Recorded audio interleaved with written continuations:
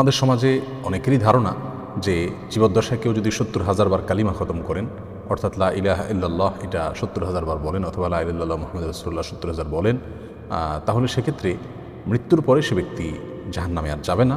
সে ব্যক্তি নিজেকে নিজে আল্লাহ সুবহানাহু ওয়া তাআলার কাছ থেকে মুক্ত করে নিতে পারবে যদি ৭০,০০০ বার জীবদ্দশায় কেউ কালিমা পড়ে থাকে। আবার অনেকে মনে করে থাকেন কোনো ব্যক্তি মারা গেলে তার আত্মীয় স্বজনেরা যদি ৭০,০০০ বার কালিমা খতমের ব্যবস্থা করেন, সেটা নিজেরা পারেন অথবা অন্য লোক দিয়ে পড়ান, তাহলে সেক্ষেত্রে ওই মৃত ব্যক্তিকেও আল্লাহ সুবহানাহু ওয়া তাআলা জাহান্নাম থেকে মুক্তি নসিব করবেন। এই প্রসঙ্গে কোরআন এবং সুন্নাহকে ঘেঁটে আমরা কোথাও এ ধরনের কোনো হাদিস পাই না যে হাদিসে ৭০,০০০ বার কালিমা পড়ার বিশেষ কোনো ফজিলতের কথা বর্ণিত আছে। জীবদ্দশায় পড়লে মৃত্যুর পরে নাজাত মিলবে, অথবা মৃত ব্যক্তির পক্ষ থেকে পড়লে তার নাজাত মিলবে, এরকম কোনো কথা কোনো হাদিস থেকে পাওয়া যায় না।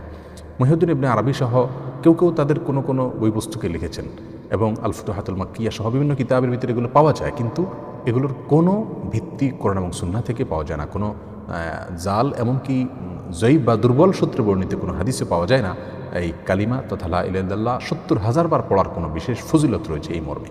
তবে হ্যাঁ, সন্দেহাতীতভাবে কালিমাতুত তাইয়্যিবাহ অথবা কালিমাতুত তাওহীদ লা ইলাহা ইল্লাল্লাহ এর অনেক ফজিলত রয়েছে। আমরা জানি নবী সাল্লাল্লাহু আলাইহি ওয়াসাল্লাম বিভিন্ন দোয়ার শুরুতে লা ইলাহা ইল্লাল্লাহ এই অংশ পাঠ করতেন, এবং বিভিন্ন দোয়ার অংশ হিসাবে এটাকে তিনি পড়তেন।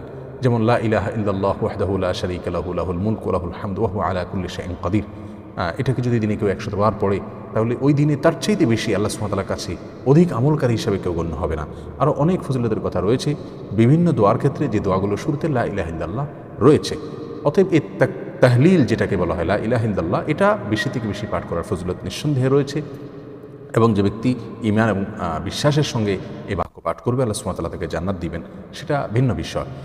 কিন্তু ৭০,০০০ বারের সংখ্যা নির্ধারণ করে এই সংখ্যায় পাঠ করলে জীবিত ব্যক্তির মুক্তি হয়ে যাবে মৃত্যুর পরে, অথবা মৃত ব্যক্তির পক্ষ থেকে পড়ে দিলে তার কোনো লাভ হয়ে যাবে, নাজাত হয়ে যাবে, এরকম কোনো কথা নেই।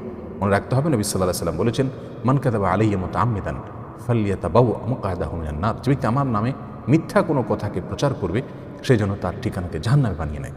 নবী সাল্লাল্লাহু আলাইহি ওয়াসাল্লাম যেটি বলেননি, সেটিকে আমরা যদি বিশেষ কোনো সওয়াবের কারণ হিসাবে নির্ধারণ করে নিই, তাহলে সেটি কিন্তু বেদাত হিসাবে গণ্য হবে। বিধায় আমাদের জীবিত কারোর পক্ষ থেকে অথবা মৃত ব্যক্তির পক্ষ থেকে ৭০,০০০ কালিমার খতমের যে কালচার বা রেওয়াজ আমাদের দেশে এখনও প্রচলিত আছে, সেটা ভুল। এটি থেকে আমাদেরকে ফিরে আসতে হবে। মৃত ব্যক্তির পক্ষ থেকে আমরা কী কী করতে পারবো এ বিষয়ে কোরআন সুন্নাহ বিস্তারিত আলোচনা রয়েছে, এবং তার আলোকে আমাদের একটি আলোচনা ইউটিউবে রয়েছে, সেটা আপনারা শুনে নিতে পারেন। কিন্তু ৭০,০০০ বার কালিমা খতম করলে কোনো ফায়দা হবে, কোনো লাভ হবে, এরকম কোনো কথা কোনো প্রকার ভিত্তি নাই। আর তাছাড়া মৃত্যুর পরে ৭০,০০০ বার কালিমা খতম অনেক সময় দেখা যায় আত্মীয় স্বজনরা নিজেরা করতে না পারলে টাকা পয়সা দিয়ে ভাড়া রেখে মৌলভী সাহেবদেরকে দিয়ে বা কোন হুজুরকে দিয়ে এটা করানো হয়। তো নিজেরা করলে তারও যেরকম কোনো গ্রহণযোগ্যতা নাই, সেটাও যেরকম সঠিক নয়।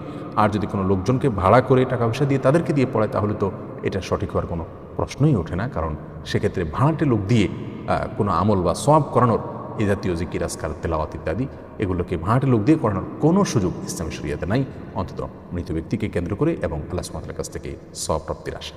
আল্লাহ সুবহানাহু ওয়া তাআলা আমাদের সকলকে এই ভুলটুকুকে সংশোধন করার তৌফিক দান করুন।